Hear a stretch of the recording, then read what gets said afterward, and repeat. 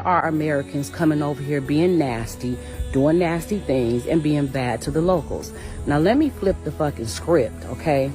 Let's talk about the fact that we get abused over here too. The thing about Ghana is stop crying victim. Stop crying victim, because y'all cheat us out of a lot of stuff. Y'all invited us to come home, which by the thousands we did. We came running to Ghana. People sold their homes, moved out of their apartments, sold everything. Some people packed up containers and moved over here just to get over here and realize this is not our home. Y'all call us foreigners. Ghanaians call us that. We didn't make that word up. We didn't start calling ourselves that. We don't know that that's what y'all call the white people and the Chinese because we're not around them. But we know that that's what y'all call us.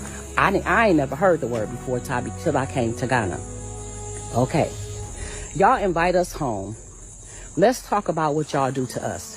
Starting from the fucking before we get to the airport, we got to have a visa that we pay for to even enter our home. We pay all this money for passports and visas to get here. We get to the airport, and as soon as you see a fucking blue passport, everybody's coming for us. Can you give me something small at the COVID place? You get to immigration. Can you give me something small? You get to baggage. Can you give me something small? A person grabbed a damn cart and put my bag on it and got mad because I gave him $5 because I only had hundreds, because you come over here with hundreds to get the best, cash in rate. How about he looked at that and said, I don't want that. I said, what you mean you don't want it? I said, I want to know, what did you expect me to give you? He said, $10. I said, so you want me to give you over 100 CDs for picking up a bag, putting it in a cart? He don't know this is like my 5th time coming through the airport. I have never seen nowhere in any country or state where people have openly, it says $60 for foreigners, $30 for locals, okay? You go to Cocoon Park, and I don't remember the price. Let's say $200 for foreigners, because that's what y'all call us, $40 for locals. You go to the castle, it's $60 for foreigners, $10 for locals. I ain't never seen that nowhere. I ain't never went nowhere in the U.S., Mexico, and Canada where it said you pay, if you a local, if you're from here, you pay $3 for a Coca-Cola, but if you're a foreigner, you pay $8 for a Coca-Cola. I ain't never seen that nowhere except Ghana. Nobody in the airport has ever asked me for no money for nothing. I have only seen that in Ghana. Now let's talk about the fact that y'all welcomed us home and how this process looks to me.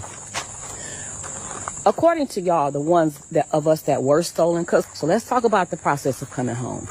We got stolen from our mother, our birth mother and father. 20 years later, we're probably 26 years old now. Our mother finds us and she said, baby, y'all come home. I miss you. Come back home. Get out them streets where they don't love you at and come home. So we drive, take a taxi, however we get to our mother's address. We get there. But before she let us come to the door, she says, oh, welcome home. But before you come in, can you pay me $300 to enter the door? That's the visa to come home. So, okay, we happy to be home. So we paid $300 to our mother to step foot in her house because we're excited to be home to the motherland, okay? We get in there, and now it's dinner time. And she has plates on the table for the kids that grew up in the house. And she has a plate on the table for me and my sister who was stolen years ago. And she says, oh, my daughters, because you didn't grow up here, my children get to eat free that grew up here. But because you were stolen and you're just coming back, I have to charge you $20 for a plate. So me and my sister, we're so happy to be home. We're confused. We pay her $20 for a plate. Okay.